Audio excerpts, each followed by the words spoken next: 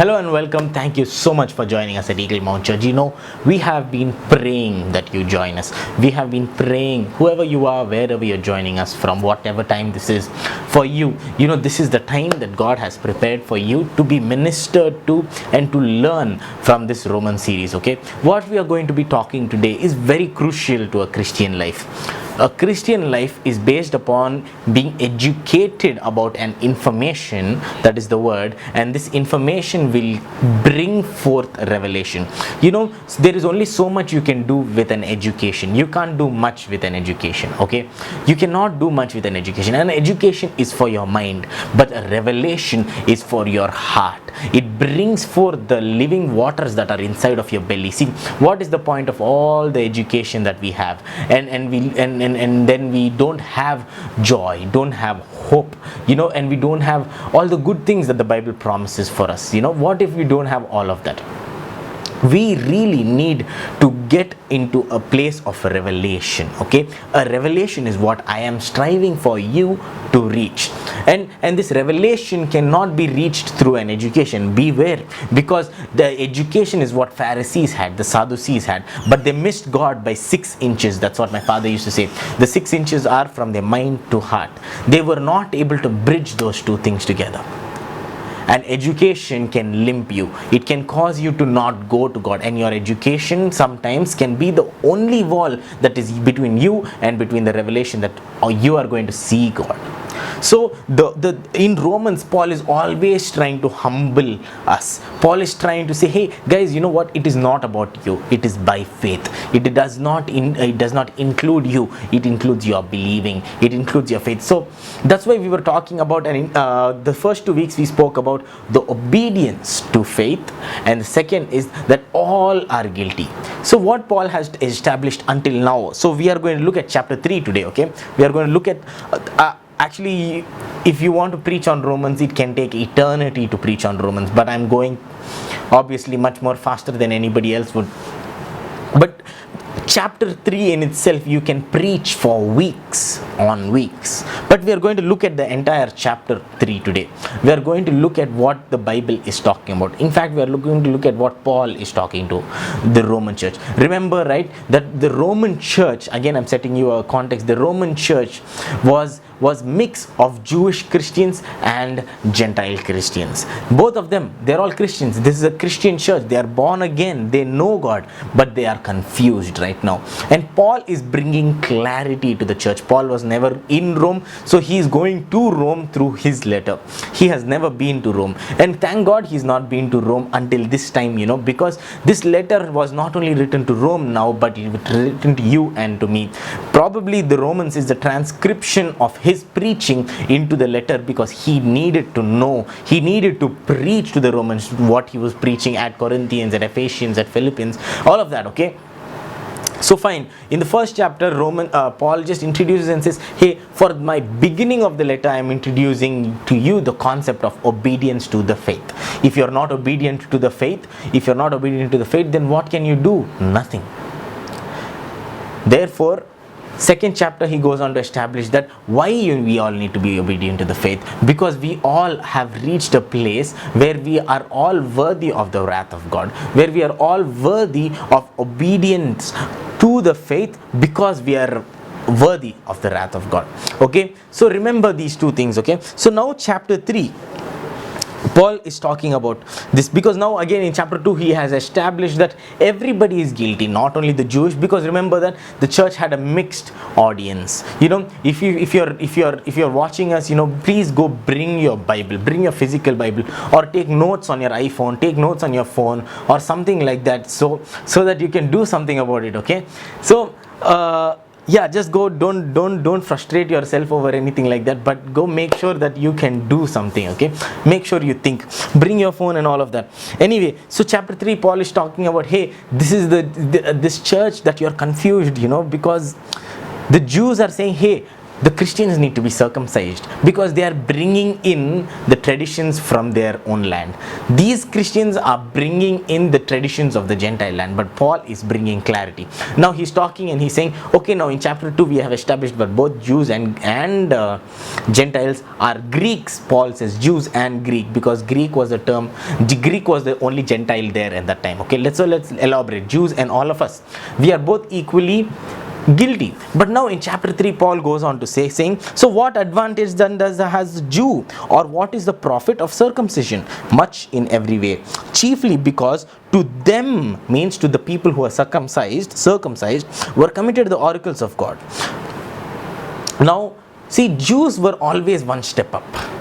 Jews always had it one step up. But now Paul goes on to say something that you can, this Romans chapter 3 verses 3, you can preach on this one verse for weeks together. This verse says, for what if some did not believe? So what if some did not believe? Will their unbelief make the faithfulness of God without effect?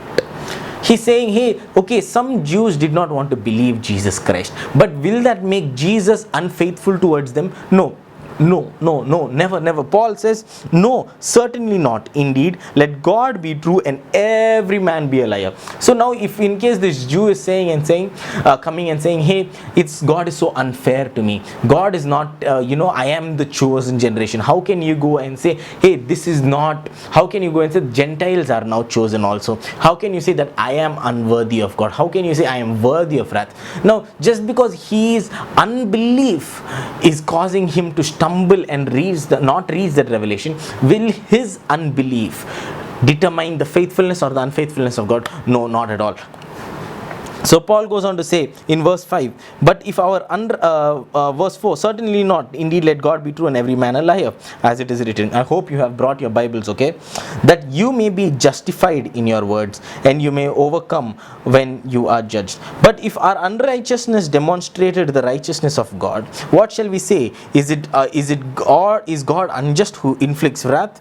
Certainly not. For then how will God judge the world? For if the truth of God has increased through my life to his glory, why am I still judged as a sinner? And why not, let's say, do evil that good may come? And as we are slanderously reported, and as some affirm that we say, their condemnation is just. See, listen, the people were saying, so now I sinned, I am a sinner, Christ was glorified because of my sin. He became the focus, saying, hey, Jesus is the only way. And the more you sin, the more Jesus is amplified, because it's not about me anymore. So these people were just saying, so then I will go on sin more, so that in that way I will glorify Christ. But Paul was saying, hey guys, no, that's foolish. You're dead. Okay, you're dead to the old self. Now you have to continue to live. Now, however, verse 9 says, what then? Are we better than they? Not at all. For we have previously charged both Jews and Greeks that we are all under sin. Again, Paul is establishing the fact that we are all under sin. There is no one righteous, no, not one. There is none who understands. There is none who seeks after God. They have all turned aside. They have turned together. They have together become unprofitable. There is none who does good, no, not one. Their throat is like an open tomb. With their tongue they have practiced deceits. The poison of asps is under their lips, whose mouth is full of cursing and bitterness. Their feet are swift to shed blood. Destruction and misery are in their ways, and the way of peace they have not known, for there is no fear of God before their eyes. Again, Paul is saying, listen guys, if you think you are better than them, or they are better than you, or they are worse than you, don't think too highly of yourself. See, I'm telling you, if the cross does not humble you, if the gospel does not humble you, you're not looking at the gospel, you're looking at yourself. If the gospel does not bring you to a place of humility where you can say, wow, thank you God, what will I have been without you in my life? If that is not your attitude to the gospel, that whenever you remember that Christ has died for you and you have been made righteous because of Christ, Christ and never because of you, that should bring you to a place of worship where you'll just fall down and be like, oh my God, what am I? Who am I? If that is not your attitude, and if pride is your attitude, if pride is your attitude, you know, my friend, you are not listening to the gospel. You have not understood the gospel, or you have not reached to the revelation of the gospel. If the gospel or the theology of the gospel is bringing you to a place of pride, I will come to that. This is not just me saying, this is even Paul saying. If the gospel or the story of Jesus Christ or the story of this entire word, because this is all a picture of Jesus Christ from the beginning to the end, from the first and the last, this whole thing is a picture to the gospel. Okay, this whole thing is a picture to the thing. So if we don't listen, if we don't understand and reach to the revelation of this fact, and it does not humble us, then you are not actually having a revelation of Jesus Christ. You do not have a revelation of what the word is being preached to you. Paul goes on to say, now we know that whatever the law says, it says to those who are under the law, that every mouth may be stopped and the world may become guilty before God. See, we were looking at chapter 2, you know, where it says, you know, that the people who are with okay, let me explain that a little bit more. If I am in Andhra Pradesh, if I am in Telangana right now, Telangana says nobody, let's say, just say Telangana brought forth a rule that said, hey, from now on every car should only go 100 kilometers per hour. Every car, if it goes 100 above, is eligible for a fine, okay, or is you know, comes under a fine or something like that. Now, as long as I am in Telangana, I am subject to the law that is in Telangana, that says 100 kilometers is the rule. 100 kilometers is the rule. But now, so we know that the law that is in Telangana is not subjecting people who are not in this state to the same law. The people who are not in this state are not subject to the same 100 kilometers per hour speed, right? Here Paul is exactly saying that. He's saying, now we know that whatever the law says, it says to those who are under the law. So now basically the 10 commandments are not to you and to me. Are you subject to the 10 commandments? No.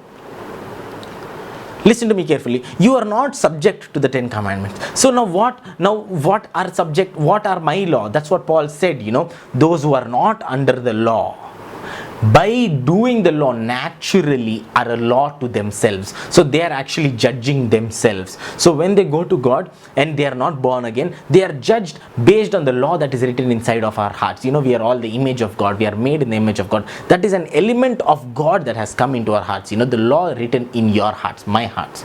So many people try to go and focus on the law, but don't focus, because see, not all the things that are said in the Old Testament are true today. Okay, everything that is in the Bible is true, but not all are true to you, because some what made sense in the Old Testament don't make so much sense right now because of the finished work of Jesus Christ. Now we need to understand this whole thing properly. Okay, it's very simple, and I'm just going to break it down for you. Okay, it comes down to 2 points. It comes down to only Jesus, and only Jesus. See, the point is, we are never a part of your salvation. We are never a part of our own salvation. It's only through Jesus. Okay, so now Paul is saying, therefore, the law is the knowledge of sin. Here, see, let's see that and also he's saying the law has only been given to make sure that you know that you can never fully accomplish the law. Make sure that you can never achieve it, to make every mouth guilty, to make everybody guilty and shut every mouth, so that nobody can say, hey guys, look at me, I have never lied, I have never lusted, I have never stolen. Nobody can ever say that, to shut every mouth. So therefore Paul says, therefore by the deeds of the law no flesh will be justified in his sight, for by the law is the knowledge of sin. By the law is the knowledge of sin. If you did not have the law, if Telangana did not say 100 kilometers is the norm, you would never have known that speeding is a sin. You would go speeding naturally and it would have meant nothing to you. It would have meant nothing to you. So sin only came in when the law had come in. Adam sinned when the law came in. What was the law? Don't eat. That was the rule. That was the law that Adam was under. When people see now, that's why, okay, Paul talks about the people who lived before the law, from Abraham till Moses. What about them? Paul answers all this. We'll look at them now slowly and but surely we'll look at them, okay? And now Paul is establishing that, hey guys, check this out. By the Old Testament, by the law, no flesh is ever justified, because through the law is the knowledge of sin. So if today you are trying to bring forth the deeds of the law, you are working for nobody. You're only spending your time for waste, in vain. So if you are saying, hey guys, check this out, you know what, I'm going to go and do something good for God today. I'm going to go and give some money to that guy, and these good things that I'm going to do are the compensation for the bad things that I have done. No, nonsense. It doesn't work like that. Your deeds are never going to bring you forth to a place of justification in the presence of God. So now Paul says, hey, now what shall we do? Verse 21 says, but I hope you're having your own Bible, okay? Look at your own Bible. But now the righteousness of God apart from the law is revealed, being witnessed by the law and the prophets. See, this verse is very important. The righteousness of God is revealed. But now the righteousness of God is revealed. But before revealed, it says the righteousness of God is revealed apart from the law. The righteousness of God apart from the law is revealed in you, in me. How can that be possible? So Paul is saying, just like in Corinthians 5:21, he's saying, hey, check this out. You have been made the righteousness of God in Christ. Now, because you were made the righteousness of God in Christ, the righteousness of God has been revealed through you who are watching, apart from the deeds of the law. So now here is the question. Do you have to work for your righteousness status? God's righteousness is independent of the works of the law. So many people today, they go into a confusion saying, I need to do something, I need to cry, I need to fast, I need to do something in order for God to be pleased with me. But false. God cannot be any more pleased with you today or any more pleased with you tomorrow than he already is at this moment right now. He is fully pleased with you. And you know why? It's not because of you, it is because of Jesus Christ. Because the verse says here, the verse is I did not complete it. The verse says the righteousness of God apart from the law is revealed, being witnessed. And you know what? The law says yes, correct. See, when two people are getting married, okay, there are people who are witnessing and who are agreeing and who are proof and who are promoting or propagating that marriage, who are supporting and who are like pillars for that marriage to stand. You know, when people, sometimes a couple can run away and go to a register office and want to get married apart from the knowledge of their parents, but still there will be 2 or 3 witnesses there who are holding that together, who are saying, hey, they might not help you, but I will help you. You know, today the law is establishing, the law and the prophets of the Old Testaments are saying, yes, the righteousness of God has been revealed apart from me, apart from my law, apart from all of this. Yes, the righteousness of God has been revealed inside of you, through you, apart from the law, apart from the works of the law. But people are not able to accept that. Today's people are not able to say, what? Is that even possible? Can I even get what I don't deserve? Can I see this thing? No, you deserve it. In Christianity, that whole thing is not there. If you got what you deserve, my friend, you would not be what you are right now. You would not have the capacity of watching this right now. I would not have the capacity of standing and the boldness of preaching. Why I have is not because of me. It's because of Jesus Christ. The righteousness of God is revealed and is witnessed by the law and the prophets, even the righteousness of God through faith in Jesus Christ to all who believe, for there is no difference. Now Paul is saying, hey, Jewish church and Gentile church, Baptist church and Methodist church, Pentecostal church, Charismatic church, Word of Faith church, or Brethren church, Hebron church, or all these kinds of IPC churches. He's saying there is no difference. If you believe, if you can take the step of believing, that is the only work. See, John 6:33 says the only work that a Christian has ever got to do is believe in him who he sent. If that you're not able to do, that's it, forget it. You're not eligible to do anything else. If you want to do any work, start believing more and more and more in Jesus Christ. And you know what? That one work that you do will open a whole new life for you. See, I always tell what is the point of all the knowledge that you have here, all the work that you do with your hands here, and they are all in vain, because you want what you deserve, you want what your hard work can bring you, you want what you can propagate. You say, Lord, I want to do this, I want to get this, but never we understand that because you are his son, things must automatically happen to you, things must automatically come to you. Why? Because you are his son. Do you comprehend that? Do you understand that? Let's just open, I'm going a little off track, but let's open Psalms chapter 127 verses 1. Psalms 120. I want you to all use your Bible. I decided not to put Bible verses on the screen to encourage you all to use your Bibles, on your phones, or today, everybody's got two devices. You can watch the live on one and you can use your Bible. Please use your Bible. Psalms chapter 127 1. Unless the Lord builds the house, they labor in vain who build it. Kashtapadi, so hard work they'll do all day and night, day in, day out. They will be working so difficultly, but they who labor in vain, they who build the house apart from God, labor in vain. There is another verse that I really like to illustrate the same point. The watchman stays awake in vain unless the Lord guards the city. The watchman thinks, okay, I'm going to guard the city, and he stays awake all night. But he stays awake all night in vain unless God is there. Verse 2, it is vain for you to rise up early to sit up late. Are you studying late in the night thinking that, hey, I want to get my exam right, I want to get that promotion, because you are working out of your own ability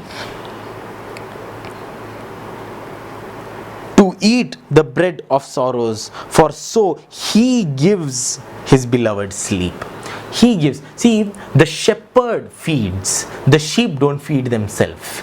The shepherd feeds. The sheep don't feed themselves. Okay? You understand? The sheep, the only work that the sheep do is give wool, eat, give wool. Get fat, eat wool. Give wool. That's the only work that the sheep has to do. And today, if you want to do any kind of good deeds, the deeds of the law, hard work, and all of these kinds of things. I'm not saying hard work is wrong. You should work hard. But work hard mainly to believe more and more and more that Jesus is the Lord and Savior. Believe in him who he sent. And the moment you are able to believe, because of that one belief, verse 31 will happen to you. And you know what it says? On the contrary, we establish the law. You establish the law. Meaning, right now, apart from the deeds of the law, meaning, even though the law says 100 kilometers per hour, apart from the deed, that means, even if I'm going 200 kilometers per hour, apart from the deeds, I have established the law, meaning I am never going to be subject to that law. Let me make that a little clearer for you. If you think, if there is an IPS exam that's coming up, okay, IAS exam, a civil service exam, if the conditions are so, and so, the work that you have to do is so much. You have to work, you have to get trained, you have to be physically fit, all of that. But what the Bible essentially is saying is, you have established this so and so just by one work. That work is by the work of faith. So right now, apart from all the deeds of the work of the law, see, I'm only talking in the law and grace thing, okay? I'm not talking in today's world. Don't say, hey, I'm not going to study all night because I'm just going to believe Jesus Christ, I'm going to write my exam. That's not happening. God has equipped you with the tools that you need for you to do your work well. God has established you to the place where you can plow the field and God will give harvest. If you don't sow the seed, don't expect harvest. You have to be the sower, you have to be the seed. That's what, the kingdom of God is like this. The man sows and he sleeps. By the time he wakes up, the plant has grown. How it has grown, he does not know. That's how your life is going to be. If you sow faith, you will reap every kind of harvests. Okay, and that is the only thing that you need to do. You need to start believing in Jesus Christ. The more you focus on Jesus Christ, the more your life becomes better. It becomes a place to live in. See, let's go read. For even the righteousness of God through faith in Jesus Christ to all and on all who believe, for there is no difference. If you believe, fine, you get everything that the law establishes. Deuteronomy chapter 28, all the blessings come upon you, okay? Because you have established the law, you have made the law affirmed in your life, even though apart from the deeds of the law. Make sure you understand. Make sure you go and read this chapter 3 in different translations of the Bible. Make sure you understand what I am preaching to you today. Make sure you understand what Paul is trying to tell the congregation. Make sure you go understand the context. Make sure you do your own good work, Make sure that you test this message. Make sure that you are understanding what these verses are saying. Then Paul is saying, hey guys, check this out. All who believe, there is no difference, because all have fallen short of the glory of God. All have sinned. But many people just label the born again Christians as sinners because of this one verse. But look at the context. Paul is not calling the church a sinners. Paul is not calling you, if you are a born again church, a sinner. Paul is saying that we were all sinners. We were all fallen short of the glory of God. We have all never reached or established the law through our deeds. But Paul is saying, he's not calling anybody a sinner here. He's not calling you a sinner. My friend, if anybody has called you a sinner, I'm sorry. Because you know what? You are called righteousness of God in Christ. You are called the redeemed. You are called the person who has established the law. You know why? Because of your one work, that is the work of your faith, that you have focused on Jesus Christ. See, this all should bring you to a place of humility where you'll be like, oh my God, who am I? Why has God done this for me?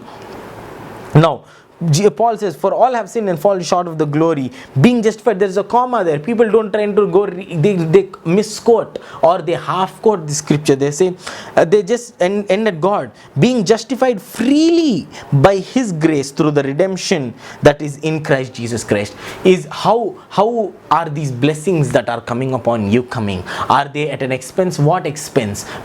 Definitely not at the expense of anything that you can do, because this gift of grace is expensive, but it is free. It is expensive. It costed God His life. It costed God His everything. But to you, it is free. This should not be, but it is free. Why? Because God so loved you. You know, if you are watching this, do you know, can you even begin to comprehend how much God loves you? He loves you so much that He can spend His entire heavenly riches for one person that He loves. He can spend His everything just for you. And Paul is saying exactly that. We have been justified freely. I'm stressing on this, apart from the deeds of the law, apart from the workings of the law. And you know what? The law witnesses to this free, grace-filled salvation, to this free. And you know, if you go and observe and go check out the Greek, you know, all of this is past tense. In Telugu Bible, anugrahimpabadenu means that is past tense. Let me read that for you. Verse 21. Witnessed, now the righteousness of God is revealed. Revealed is not going to be revealed. It's not being revealed. It is just revealed. I mean, even if it's being revealed, it's established. It's not. This whole sentence is an established sentence. Once we establish the law, that is it. Our present, future, and past sins are over. Now let's go see Romans chapter 3 verses 25. for whom God set forth as a propitiation by his blood through faith to demonstrate his righteousness, because in his patience he had passed over the sins that were previously committed, to demonstrate at the present time his righteousness, that he might be just and the justifier of the one who has faith in Christ. Apart from faith, it is difficult to please God. You cannot please God with your certificates. You cannot please God with your education, with your qualification, and with your degrees. The only way that you can possibly please God is through faith. The only way that you can please God is through faith. And Paul, from the beginning of chapter 1, has been stressing about faith. And you see, even in verse 26, he's saying, just if God is the justifier, is just and the justifier of the one who has faith in Jesus. I'm telling you, okay, test God. Don't work as hard as you would work. Meaning, don't focus on your ability, but now start focusing on your Father Jesus Christ. Start believing in Jesus Christ, and you see, the moment you embrace this sonship, the moment you wear this cloak of being in Christ, you see how things happen. Things will be better than what you would have worked for it. See, this is what happened, with the lost son. He came back and he had it better than the son who was always with the father. He was always with the father, but he was never with the father. The son was away from the father, but his heart was with the father. When he came back, he again became his son. He put the ring back on him. He put everything. And the moment he got his signet ring back, that's it. He got everything back. Imagine if he worked the work that he wanted to work to please the father. The only thing that you need to do, my friend, is to have faith in your Father. See, focus on Jesus Christ, not focus on yourself. I want to show you. Let's go read verse 27. Where is boasting then? It is excluded. By what law? Of works? No, but by the law of faith. Where is boasting? You can never say, bro, look at me, bro. You can never say, hey man, I am a Christian, I am a theologian, I am a that, I am a this. No, even if you are a carpenter, even if you're a skillful, anything, the boasting that you have is excluded. You know why? Because of faith is what you are. The moment you have accepted Jesus Christ, everything that you are is not because of you, it's because of Jesus Christ. If you're an expert in your field, it's never because of you, it is because of Jesus Christ. Not only that, salvation, see, people just think that this is for salvation. No, this is for everything. If you know how to record a camera well, if you know how to use a camera well, if you know how to read well, if you know how to write well, it is all because you are the Son of the Most High God. Those gifts are flowing through you. And where is boasting then? It is excluded. You know why? Because you have become the Son of God. I'm telling you, never boast about yourself. Why? Because your boasting is going to say, hey, look at me, my deeds are what is bringing. And the moment you say my, God will lift up his hands and let go of the wheel. And if God lets go of the wheel, my God, I'm telling you, you will run into all the bushes and the thorns that you don't ever need it to. You can just, you can just sit in the passenger seat. I used to love to drive, but now I don't, because I enjoy being driven. Because it's so much, I'm going wherever I need to go, I'm going in the same comfort I need to go, but my legs are free, my hands are free, my brain is free, I'm not doing all the work, I'm just relaxing. See, that is exactly what you're supposed to do. Believe in the driver, have faith in the driver, and the moment you have faith and transfer the thing into the driver will take you there. Faith in the driver will take you to your destination. That is the only work you need to do. And you know how? It will take you in a much better place than you were driving. If you were driving, you would be tired, you would be exhausted, you would not have sleep. But if you were in the passenger seat, you would be more refreshed when you reached your destination. You would be more joyful, you would be more rejuvenated. And not only that, you would be going comfortably and you can do much more other work. See, I'm telling you, your boasting is excluded. If the gospel does not bring you to humility, the gospel that you have heard is not the real gospel.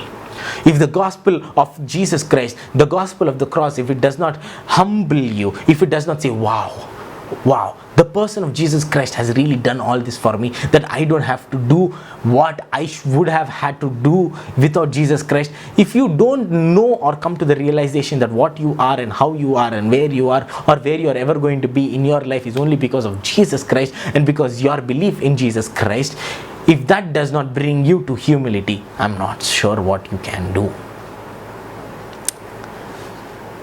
Is he the God of only the Jews? No. So what do we say then? What happened to the law? Does the law, do we then make void the law through faith? Certainly not. On the contrary, we establish the law. Let me just go through one last verse and we will close. Let's go to 1 Corinthians chapter 1 verses 30. 1 Corinthians chapter 1 verses 30. And it says that let's read from 29. That no flesh should glory in his presence. No flesh can glory. If I preach well, I can't take glory for that. It's all the glory of God. That's why I have decided that any compliment that I get, it's going to be praise God. I'm going to give the glory to Jesus Christ, because the more I give glory to him, the more I can do better, because the more I am believing in him, the more I am trusting in him. But the moment I take glory for myself, of course there is nothing wrong in taking glory for yourself. If you did the work, fine, take it. But you should know, you should have a realization in your heart that, man, to God be all the glory. Great things he has done. To God be all the glory. To God. Because no flesh should glory in his presence. Not only in regards of salvation, but also in your daily life. But of him you are in Christ Jesus, who became for us wisdom from God, and righteousness and sanctification and redemption. We are in Christ. We are in Christ. But of him you are in Christ. Okay? You are in Christ. So now, whatever Christ is, you are. And Christ, who became for us wisdom from God and righteousness and sanctification. Many people preach the preachings of sanctification and the holiness preaching. But you know what? The word sanctification is done and dusted. You are as holy as you can be. You are as holy as you can get. Holiness is not conduct. Holiness is never conduct. If you think your conduct determines your holiness, you are boasting in yourself. Of course, the root will bring forth the fruit, not the fruit will determine the root. No, make sure you are focusing on the root, and automatically the fruit will come forth. See, when some people start judging people, based on their fruit, but man, you don't know where he is rooted in. If he is rooted in Jesus, wait. In due season, the fruit is going to come. In due season, your fruit is going to come. Just focus on Jesus Christ. Just put your focus there. Why? Because you have been made righteous. You have been made sanctified. You have the wisdom in Jesus Christ. I'm telling you, listen, okay? Many people try to bring this holiness and the sanctification preaching into your life in a way that they are saying, hey, you need to work. Your flesh needs to do some hard work here. But I say no. You need to rest in what has already been done. You need to test God in what has already been done. You have to be the son that God needs. You have to be the son that knows the Father. You have to be the son that knows his identity, and everything that you are in him. So I'm challenging you today. Whatever work you want to do from today on, make sure that work will be from a place of humility, will be from a place of believing and faith in Jesus Christ. And the only work that you'll ever work hard to do is have faith in Jesus Christ, because if you have faith in Jesus Christ, every other work is easy for you. What about all that education, all that knowledge in your head that you have, and you can't have joy, you can't have a time of laughter, you can't have a time of enjoyment, you can't have a time of relief. Every time you're stressed out, you're worried about finances. What about all that information that you have in your brain of yours? If you don't have faith in God, it's just vain. I'm telling you, your life should show that you are the son of God. The son of a king lives like a king. He's not only secure, he's not only financially sound, he's not only peaceful, he's just king's son. He walks like a king's son. He knows that his identity is his father, and he expects things to be done for him. He expects that as he's walking, people will respect him, not because of him, because of his father. Even me right now, I am what I am, Sharath Yelasiri. So many times wherever I go, I am given respect because of my surname Yelasiri, because they know my father Satyam Yelasiri. Now, that glory is not mine. I'm getting the glory, I'm getting the treatment, I'm getting the respect of my earthly father. In the same way, a king's son, when he walks, a king's son, when he does not walk of his own, but he walks of his father. And as he walks, he expects. And that's the same thing that you need to do. Let go of your hard work and work hard to believe that you are his son. Wear the cloak of you. And the moment you start working from this humbleness of saying, hey, I am nothing apart from my father. I am nothing. If I want to glory in my flesh and I want to do everything by myself, I'm never going to reach anywhere. If you know this and if you understand this, I'm telling you, your life will be like a kingly life. Your life will be a life of joy. The rivers of living water will flow after you. Wherever you will be like a tree planted by the rivers of living water. You will be that even in the midst of storm, you will be peaceful. See, that's the difference between people who know the word and people who live with the word. Knowing is different from living the word. Doers of the word of God you have to be. So I'm challenging you today. Are you going to do this word that you just heard in chapter 3, that you need to believe in Jesus Christ? Believe. That's the only work that you can ever do. If this word has really touched you, I'm telling you, bring forth yourself to God. Bring forth yourself to God, and bring forth yourself in front of people in humility and in glory to God in everything that you are going to do. Close your eyes. Let's just pray. Father, thank you very much for this day, Lord. We love you, we praise you, we give you all the glory. Thank you for this amazing word that you have given to us, Lord. I pray and I preach, Lord Jesus, that whoever has listened to this under the sound of my voice, may they be blessed so abundantly, Lord, that Lord Jesus, as they walk, they will walk like the sons of God. They will walk like the daughters of God. And not only that, Father, they will know that you are their Father. In the name of Jesus, let this word be sealed and secured in there. In Jesus' name I pray. Amen. If you are watching us from wherever, right now is the time you can come and bring your offerings into the house of this Lord. You can come and you can bring forth any offering. I'm telling you, offering is such an essential part of Christian life. If you don't give, there is never a receive. Giving and receiving work hand in hand. We cannot expect without giving. A farmer cannot expect without sowing. A farmer has to sow. Tithing and giving is such an essential part of a Christian life. You know what you are doing when you tithe? See, Jesus, when he sent his disciples in the beginning, he said, don't take cloak for you, don't take anything for you, don't take a bag, don't take anything, just go as you are. And when they went and they came back, Jesus asked them, did you lack anything when you went the first time? They said no. Then he said, okay, now you take whatever you need and go. Jesus was basically trying to train the disciples, train his people to not have faith in the money, to not have faith of what they have with them. I should not have faith in what material things I have, but I should have faith in God. So when you have your money, sometimes, so many times, we will have faith in our financial stability. We will have faith in our financial area. But when you are sowing into the kingdom of God, you are showing God that God, hey, I don't have faith in my resources, I have faith in you. These resources, I can do so much with my money. I can go right now buy that. This money has a lot of things that I know that I can bring forth for myself. But when you say, God, still, I'm not going to do that, I'm not going to do that, I'm just going to trust you with my money. You are showing God that you hold him in a place of honor. You hold him in a place above your money. This is the exact reason God says it's harder for a rich man to go through to heaven than for a camel to go through the eye of a needle. Why? Because a rich man has his faith in his resources. A rich man has faith in his money. A rich man loves his money and he thinks, I don't need God, I have all the money I need.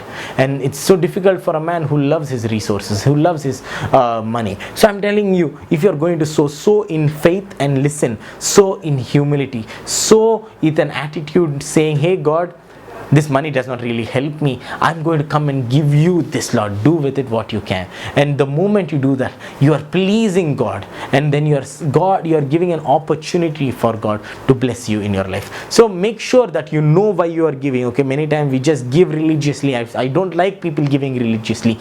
I want to know why. I want them to know why they have to give. If you don't understand why you have to give, listen to all our other sermons. I make sure to preach a little, make sure to teach a little. Always always while giving, because you need to know and never give religiously, because if you give religiously, it's just out of habit, and nothing has more or less meaning than the things that you do out of habit.